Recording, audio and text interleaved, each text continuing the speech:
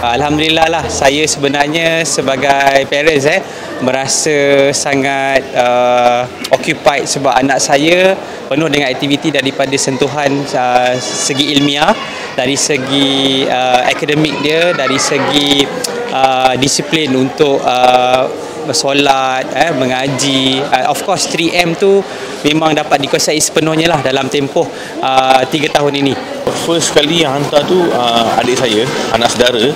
So bila dia dah masuk situ dulu, tengok dia punya progress lah macam tu lah, daripada segi akademik, agama tu, and then readiness untuk masuk ke jasa satu tu memang nampak.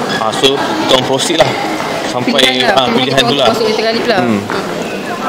Lagi satu, dia bercorakkan pada agama so kita penekanan agama Islam tu lebih bagus lah. Saya rasa Little Khalif memang pilihan yang tepat lah untuk persekolahan anak-anak. Sebelum ni dia introvert sikit. Bila dah sekolah Little Khalif ni 5 tahun tu dia banyak perubahan lah. Masa 5 tahun dia still malu lagi. 6 tahun tu dia dah explore macam-macam lah. Dia dah berani. Dia dah menyanyi pun dah kuat. Suara dia pun dah makin kuat. Yang bercakap pun dah pandai. Jalan dia alhamdulillah okey lah. Memang nampak sangat perkembangan positif dia. Daripada dia umur 4 tahun, dia punya kedudukan dalam kelas tu semakin lama semakin meningkat. So alhamdulillah yang masa yang 6 tahun ni dapat nombor 1 dalam kelas. So memang saya berpuas hati sangatlah dengan pembelajaran dekat dalam Little Khalif ni. Banyak sangatlah yang dia belajar. Setakat ni perkembangan dia memberansangkan dah dari tahun ke tahun, daripada 4 years sampai 6 years lah. Dari segi membaca dan dia lebih fokus pada belajar lah. Sambil tu dia tetap ceria dan aktif lah bila ada aktiviti, dan dia tak ada kekok atau malu lah berhadapan dengan orang ramai. Perubahan ketara okey, daripada segi dia punya pendidikan dia memang sangat berubah daripada A to Z lah. Akademik, agama semua sama. Memang akademik daripada belum boleh baca dah fluent. English reading pun dah fluent. Iqra pun boleh baca. Alhamdulillah. Saya paling suka modul dia lah. Saya rasa dia sangat seimbang. English one, daripada BM dia, English dia, daripada side agama.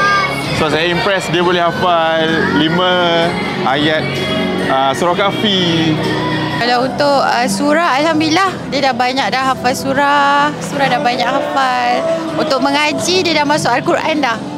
Saya sebagai ibu dia rasa sangat-sangat bersyukur, sangat-sangat berterima kasih dengan teacher-teacher dekat Little Khalif Pantai Baru. Program-program, even saya perasan kalau every end of the year kita akan dapat macam all the barang-barang yang diguna untuk study tu.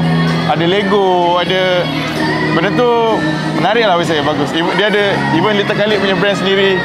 So modul dia sangat bagus lah untuk develop budak-budak baru nak start ni kan. Saya cadangkan kepada ibu bapa di luar sana yang masih tercari-cari tempat asuhan anak-anak lah, terutamanya daripada peringkat tadika, supaya boleh mencuba atau memilih Little Khalif kerana sistem pembelajaran di sana lebih advance dan sistematik, sesuai untuk pengembangan kanak-kanak. Little Khalif terbaik. Little Khalif terbaik. Little Khalif terbaik. Little Khalif.